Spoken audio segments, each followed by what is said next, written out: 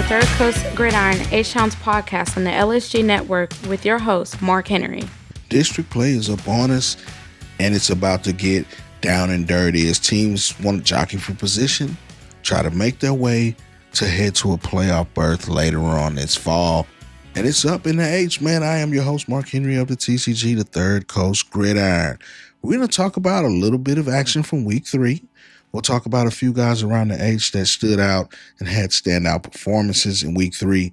And we'll get you ready for district play. We'll look at some of the districts around the H that we think will have teams that'll vie for playoff spots, some of the favorites we think will come out of these districts, and some of the guys that we think will lead their teams to district titles and playoff berths coming out of Houston, man. I think that, this is the time of the year where, you got your games out of the way early in the preseason or the pre-district schedule.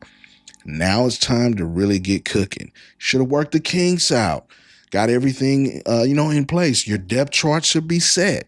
Now it's time for you as a team, the coaches, the players, everybody to get in sync, and let's get that run going towards Jerry World started with district play. We'll go over that and more right here on the TCG, the Third Coast Gridiron, on the LSG Network, the authority for high school football in the state of Texas. We'll come back in just a moment after we take a small break, and we'll talk about week 3, and then we'll get into some top players that we saw in week 3, and definitely talk about a few districts around the H that we'll have our eye on when we come back right here on the TCG, the Third Coast Gridiron. We appreciate you tapping in and listening, man. This is our 6th season on the LSG Network, and we appreciate everybody that's been tuning in. We'll be right back right after this. Lone Star Gridiron is looking for interns. Over the years, we have helped dozens of students get jobs in sports media. If you want to shortcut your path to a career in sports media, click on the internship link on LoneStarGridiron.com.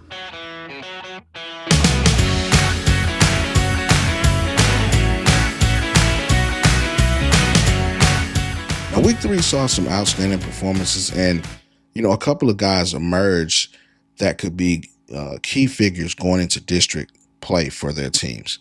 And we can talk about Fort Bend Ridge Point as one of those teams that, in my opinion, I think they have a chance to make a run at a state title this year. Brody Bartiz, the junior quarterback, that had an outstanding game against Bridgeland as they took care of business, and they won that game going away. They have Royman Seymour as well as Travis Fielder. They're all of these guys are getting playing time. But it was Brody Bartiz who kind of led the charge, and Seymour came in and he threw a touchdown as well in this game. This was a Thursday affair, and 31-3 was the final score. But Bartiz, he pretty much took the majority of the snaps as Ridge Point built the 24-3 lead in the fourth quarter. Big plays in the passing game. Balin George was a monster as well. Had a couple of 40-yard plus gains through the air on some deep throws from Bartiz. He finished 17-26 for 207 yards, 2 touchdowns. DJ Darling is a phenomenal player.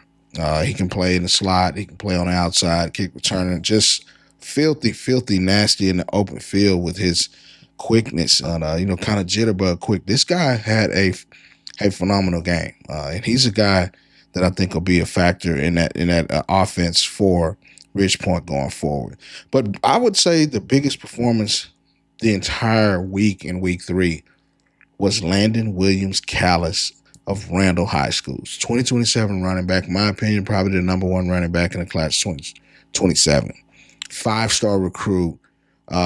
Listen, he was outstanding in a big victory over Travis, who came into this game with some momentum. People were starting to talk about Travis as probably a team that could go challenge to win district.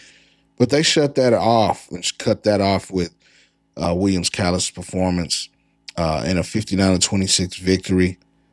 326 yards, 6 touchdowns. Williams Callis has rushed for 610 yards and 11 touchdowns this season.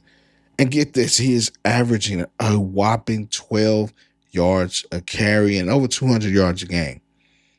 He's closing in on 5,000 yards for his career. He's still got another year to play.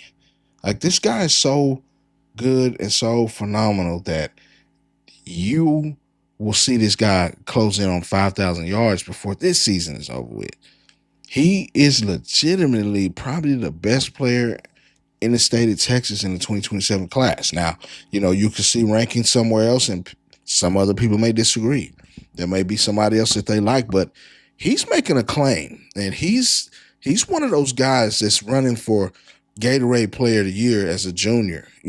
Just a phenomenal talent, a guy that can get it done in a multitude of ways, running, passing, in the passing game as a receiver, just has another gear when it comes to getting in the open field. He's a monster, and he's going to be a big reason that Randall can make another run at the state title. Now, they got some hurdles to get through district. Of course, they got Hollywood Colony looming here in a couple of weeks.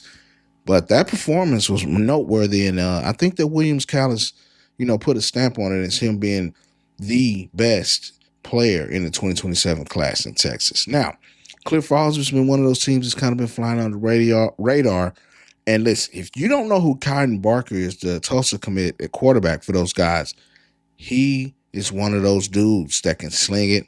24-36 for 375 yards and 6 touchdowns. Man, I think that this guy is one of those guys that you got to get on your radar, that you got to know who he is. Of course, the recruiters do. He's going to Tulsa. He's committed to Tulsa. But this guy had a phenomenal game. They got a big victory, 51-44 over Cypress Falls. And Barker's one of the better quarterbacks, senior quarterbacks in the Houston area. You got to get to know this guy. Got to get a chance to see him now because he's headed to Tulsa when he graduates in the 2026 class. Goose Creek Memorial is a team that's, listen, they were 1-9, 0-10 in 2024. This was 1-9 in previous season before 24 and 2023. They're 3-0 on the season. Now, it's not nothing to just kind of bat an eye at. Week 1, they got after Baytown Lee 79-30.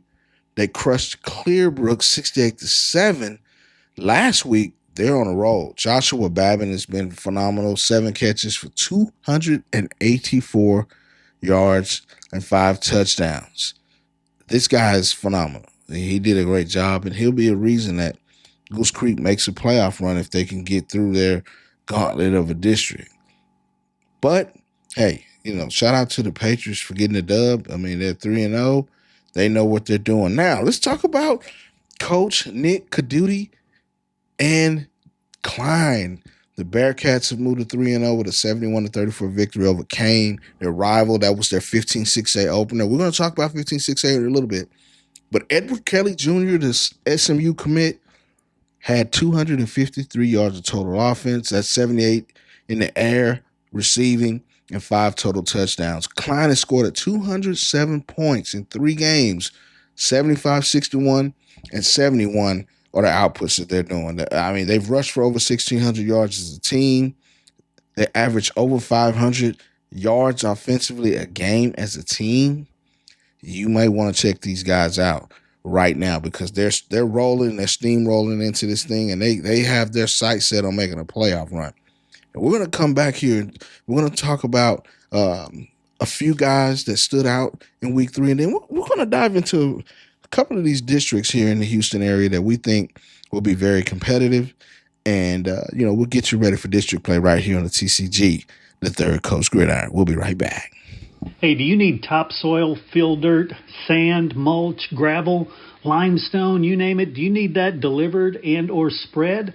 Texas Tree Cycle in Victoria has you covered for residential and commercial projects, big or small. These guys do it all. They do some amazing work. You can call them at 361-237-8006 for a free estimate. That's Texas Tree Cycle, bringing quality materials to your yard. Let's drop some names of some standouts around the age in week 3.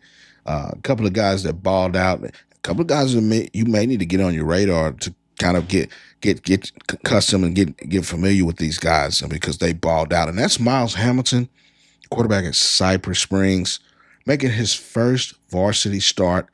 The sophomore was 7 for 11 for 236 yards and 6 tutties. Also rushed for another one with 80 yards on the ground. Dual threat quarterback over at Cypress Springs that you need to know about. This guy had a phenomenal game. Now let's talk about HISD. You know, we can't come up in here on the Third Coast Gridiron and not talk about HISD and Jefferson. Rivas Hernandez got it done. It's a versatile weapon for the Westbury offense, and he got it done, man. 200 total yards, 138 on the ground, and 3 touchdowns. You know, this is a guy that's going to be special for Westbury this year. If they got a chance to make the playoffs, Rivas Hernandez is going to be the guy that triggers it. Now, let's talk about Sean Patel, over at Fulshear High School. Senior quarterback. They took care of business against Fort Bend Austin on Friday. He was 19 of 25 for 390 yards and 7 tutties. Now, I'm going to go a little bit back here. I met him maybe 2 years ago at a 707 tournament up in the Dallas area. And his coach, shout out to my guy, Coach Reggie McNeil, he told me this guy had something special. And this guy just needed an opportunity. He proved it, that he can get it done. I've seen him a couple times this past year at some tournaments and definitely some one-on-ones at a couple of camps. This guy can spin it. He's got the skill set to fit the football into small windows, and he's a leader. You know what I'm saying? And that output, 19 to 25 for 390 and 7 touchdowns, is what you want from a leader in that locker room, man. Shout out to my guy, Sean Patel, for Fulshear for getting it done. Marcellus Hunter over at Dickinson. Now, we've been talking about Dickinson the last couple of weeks. The Gators have been one of the better teams in the Houston area. They come away with a 35-21 victory over Cy-Fair. This is one of those guys that you need to know in that secondary over at Dickinson. He had 2 interceptions. One that he returned for a touchdown for 59 yards. He can play. Get him on your radar, coaches. Get him on your radar. Dontrell Fisher, wide receiver, Madison High School. He had a big day in a 42-35 victory over Galena Park. Coaches, boosters, parents, every sport deserves a spotlight. From football and volleyball to basketball, soccer, baseball, softball, track, wrestling, and more. Give your athletes a weekly coaches show that builds pride and raises funds. Lone Star Podcast Network makes it turnkey. You talk for a few minutes. We handle production and distribution. Sponsors love it. Families share it. And your program benefits. Get the free information kit at lonestarpodcast.com/coaches. That's lonestarpodcast.com/coaches. Your team, your sport, your show. This is something you can't make up, man. So, we got to show HISD some love. Always, I'm an HISD guy myself. But Madison got the big victory over Galena Park, and he had 11 catches for 277 yards and 3 touchdowns. Getting it in. Shout out to Fisher from Madison High School. Jackson Coleman, Concordia Lutheran, got busy, man. He had a 74-yard kick return, 87-yard touchdown catch, and also went 78 yards to the house on a punt return. And an INT on defense. He was getting it in. You know, he was getting it in. He wasn't playing around. And Coleman is one of those guys that you definitely might want to get some eyes on. But I think this guy's a super talent. He's a guy that can get it done. And you can see the proof is in the pudding by it was already taken care of. That this guy knows how to ball. You know what I mean? And Concordia Lutheran got the big victory 48-0 over Beaumont Kelly. That's saying something. You know, Jackson Coleman was that guy. So, man, just a few guys that we want you to take a look at. Definitely look up these guys if you're at, a game, man. Pull up on them, man, and listen. This is what it's all about for the Third Coast Gridirons, man. We want to put these kids in the limelight to shine. Of course, we're going to see the bigger schools, the name brand schools that we all know and love to see in the Houston area. But listen, we're going to always hit up HISD. We're going to always hit up some schools that you don't hear about here in the Third Coast Gridiron because we want to be versatile. We want to make sure that you get the right information here. But listen, man, everything's rolling here. Going into week 4. Let's talk about some of these district matchups. Quick, small break, and we're going to come back, break that down.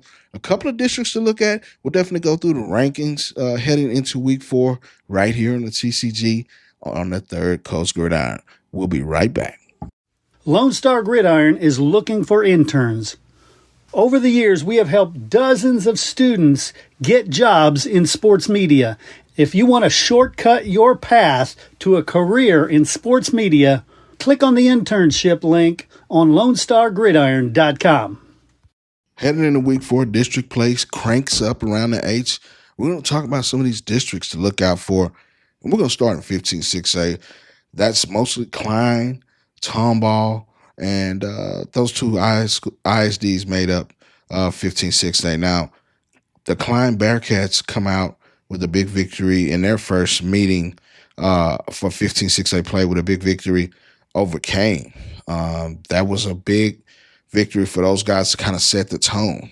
You also got Klein Collins and Magnolia West, who all started out with victories in that district. Now, Klein Forest, Klein Oak, Tomball, and Tomball Memorial round out this district. But, right now, you got to look at Klein as a favorite. Edward Kelly Jr. did his thing. He's one of the top running backs, definitely in the Houston area, if not the state. He's an SMU commit as well. Carter Luttrell, quarterback that's been making some noise. You got Torrey Paul over there as well. Trenton Marshall on the defensive side of the ball. You got big-time offensive lineman and Nicholas Robertson. These guys are loaded. This is their time.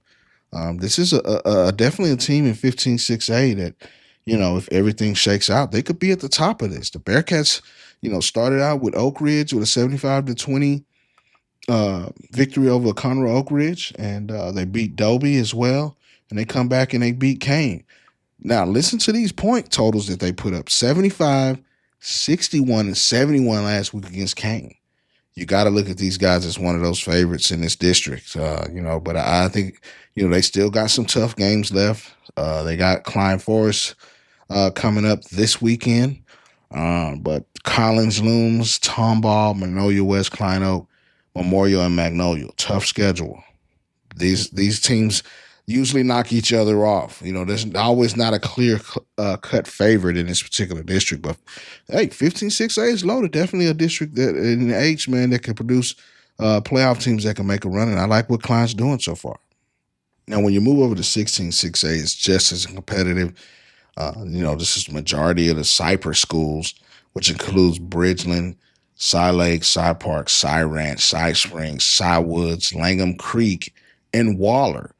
This is going to be a very tough district. Now, we know that Bridgeland had a tough loss last week against Ridge Point, but Cash Schwab played a great game. I really like what he does with the football in his hands coming out the running back position. Junior running back had a great game. He had a big-time run where he kind of made everybody miss and broke out on the right side of the line that was called back. I happened to see this game.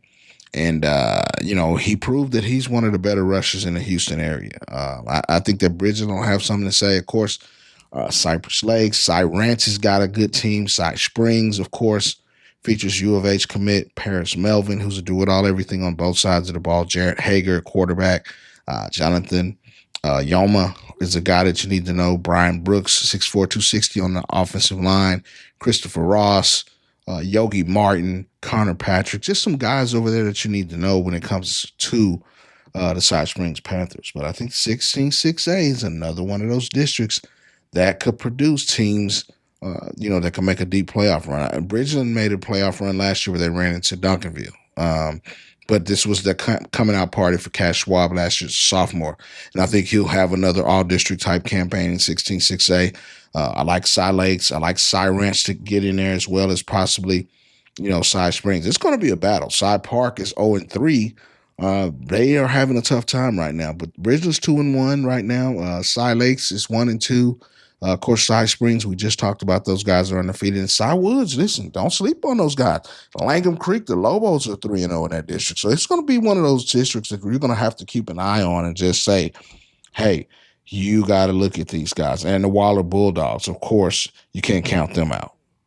Now, 14-6A is going to be really, really intriguing. tough district that features Davis, Eisenhower, MacArthur, Nimitz, Spring, Decaney, and Westfield. Now, last year, some of these teams that we just mentioned, they were playoff teams, but they're 0-3 right now. We're talking about Decaney and Westfield. That's unheard of.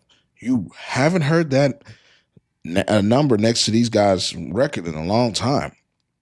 The Davis Falcons are a very good team as well over there. They're 1-2 right now. But shout out to Ike, Big Ike, man. The Eisenhower Eagles are 2-1 on the season. So Nimitz 2-1. I think Nimitz is a team that can definitely make a run. But I'm not done with Westfield. This is a team that's got some talent over there. When you talk about Emmanuel Yancey, DeMarcus Marks, Kobe Foster, Devon Smith, the linebacker, the junior linebacker, has been climbing recruiting rankings, rankings, and see his offer sheet kind of go up as the summer got long here, and he's going into the season, and he's starting to get on some college radars.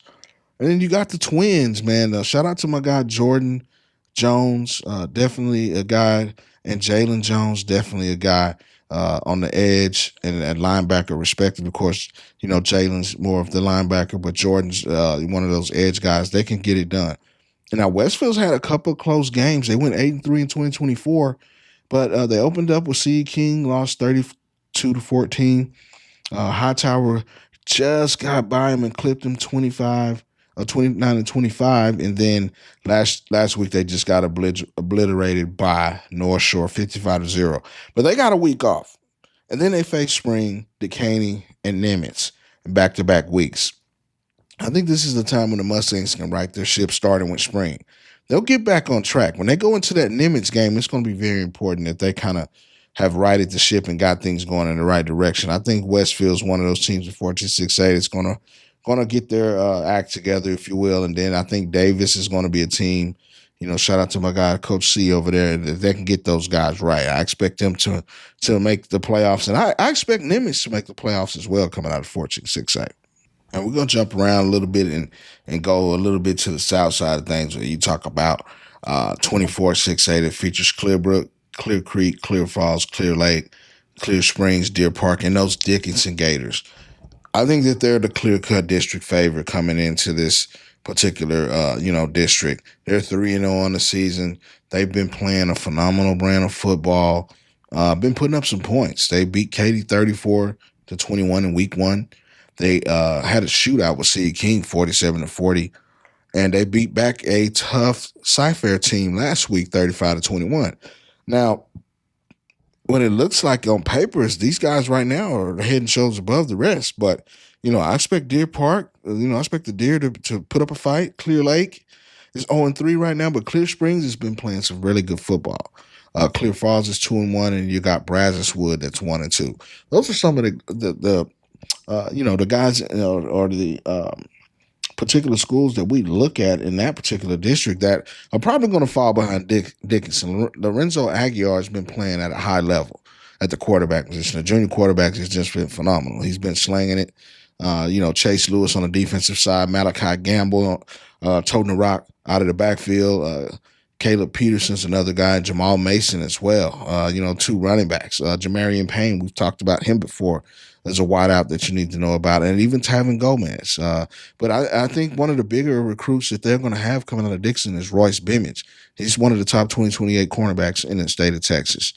He's got offers already. He's a guy that really plays well in man coverage. He's a lockdown corner, long, lean, athletic guy.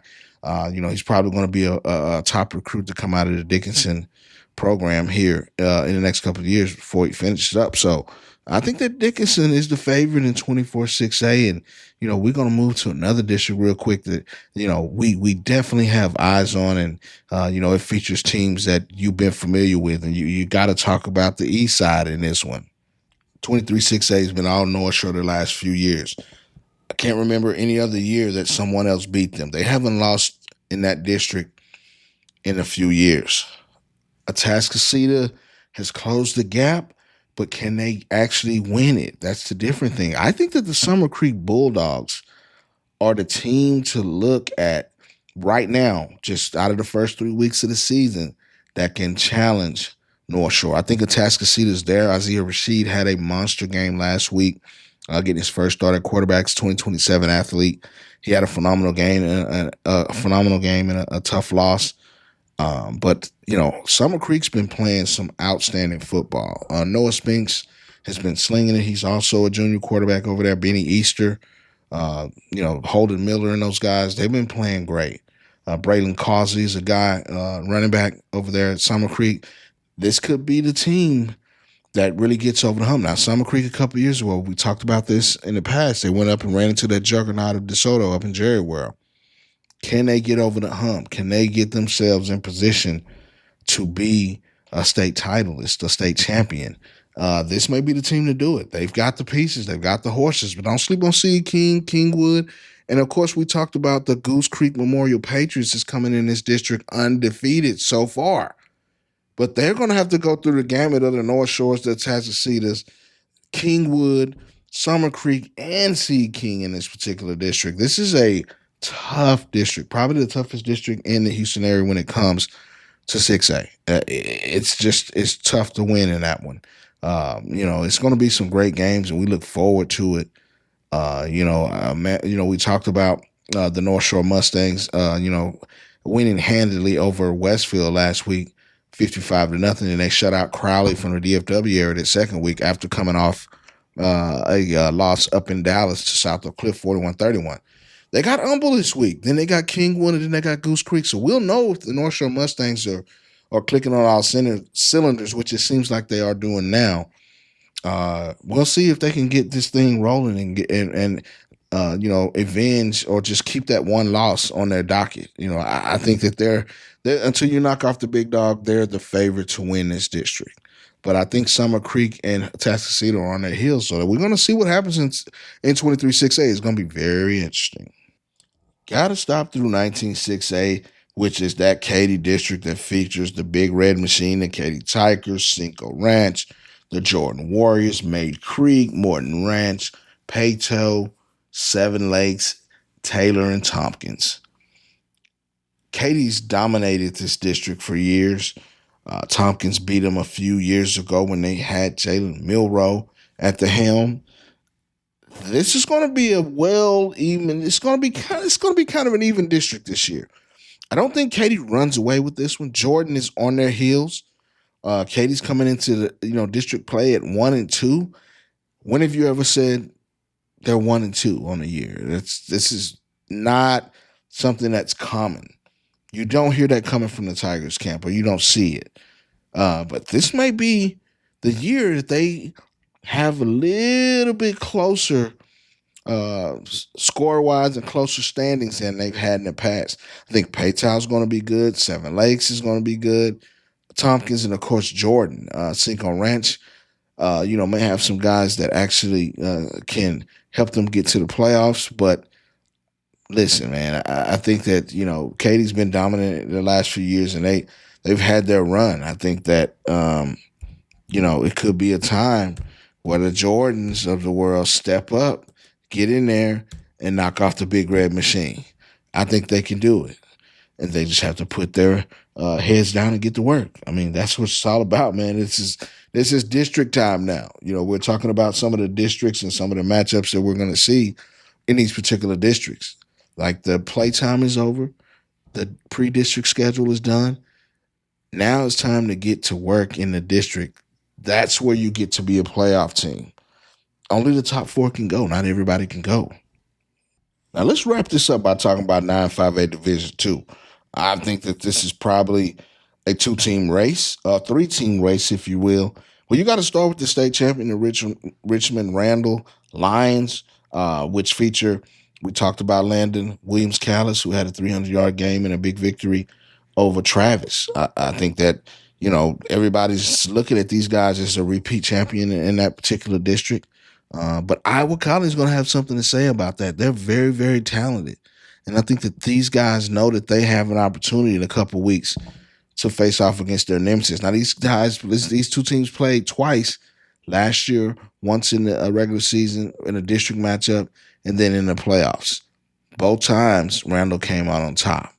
They went 6 in 2024 and won a state title under Coach Randall. Listen, these guys have the recipe to get back. It's not just about Williams Callis. They have some other support pieces there as well. But they got to ride this guy, to ride the wave. And they're going to get it done, by running that power game and also a little bit of praise. You know what I mean? A little bit of luck. You know what I mean? So definitely, this district is Randall's to lose. Lamar Consolidated is 2-1 on the season. Fort Bend Marshall's undefeated. Iowa Collin, of course, Randall's undefeated in that district. You got Santa Fe and Texas City, who are 2-1 respectively. And listen, Lamar Consolidated is putting up some good scores and playing some great defense. So this is going to be a tough district coming out of 5AD2. Whoever gets in this district is going to be battle tested. But listen, man, that's all we got for you today here on the TCG, the Third Coast Gridiron. We appreciate everybody listening and tapping in. You can follow us on Twitter at Third Gridiron, or you can follow me at MarkHen44 on Twitter. And on Instagram, you can follow me at MarcHen_44. That's MarcHen44. MarcHen44. We're going to holler back at you. Come back next week and talk about what we saw in week 4 and get you ready for the midway point. This is going way too fast. I've never seen a football season move in this type of capacity where it's so quick that we're in week 4 of the high school season, man. Slow down, man. We don't want you to go nowhere at football. Definitely tap in with me each week right here on the Lone Star Gridiron Network. We out.